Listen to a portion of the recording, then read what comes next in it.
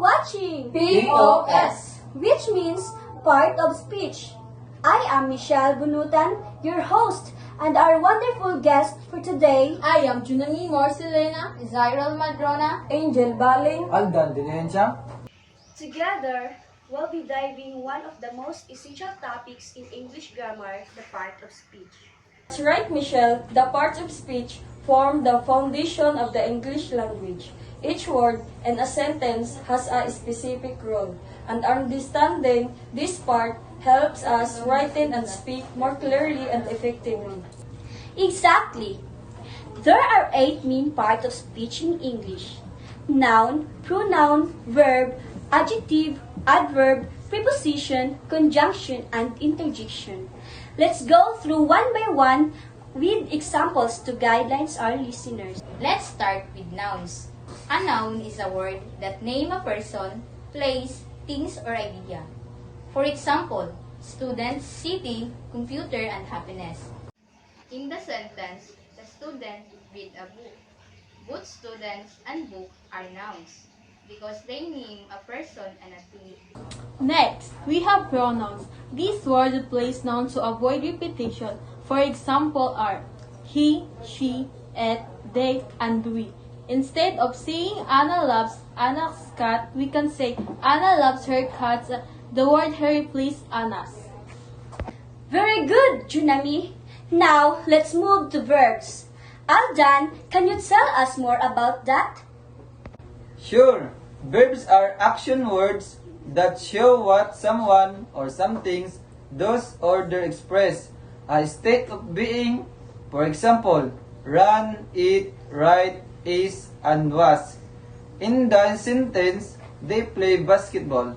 The words play is a verb because show actions. After verbs, we have adjectives. These describe or modify nouns or pronouns. For example, in a beautiful garden, the word beautiful describes the noun's garden. Adjectives make our sentences more descriptive and interesting. Then, we have adverbs. Adverbs describe verbs, adjectives, or other adverbs. They tell us how, when, where, or to what extent something happens. For example, he runs quickly. The word quickly tells us he runs. Next comes the preposition.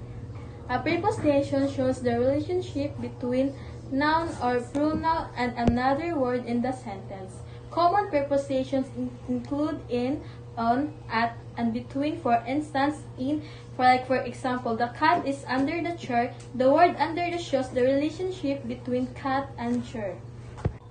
Excellent examples. Now, conjunctions are also important. They connect words, phrases, or clauses. Examples include and, but, or and because. For instance, I wanted to go to the park, but it was raining. The word but connects two related ideas. And finally, we have interjections. These are words or short phrases that express strong emotion or sudden feelings. Common examples are wow, oh no, ouch, and hooray. For example, wow, the view is amazing. The interjection, wow, expressed surprise and excitement. That was an excellent discussion, everyone. To sum up, these 8 parts of speech, noun, pronoun, verb, adjective, adverb, preposition, conjunction, and interjection, are the foundation of English grammar. Understanding them help us to communicate more early effectively. I agree. Knowing the parts of speech helps us build correct and meaningful sentences. Students or grammar and boosts our confidence with speaking or writing. Right, mastering these parts makes learning English much easier and more enjoyable.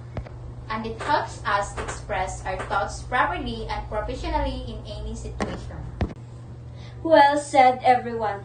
Thank you, Baling, Madrona, Marcelina, and Aldan for joining me today. And to our listeners, remember, language is power and understanding its part is the key to using it well. This has been the Language Proficiency Podcast Project hosted by yours truly with guests Baling, Madrona, Marcelina, and Aldan. Thank you for tuning in and we'll see you again in our next episode. That's all. Thank you! Bye-bye!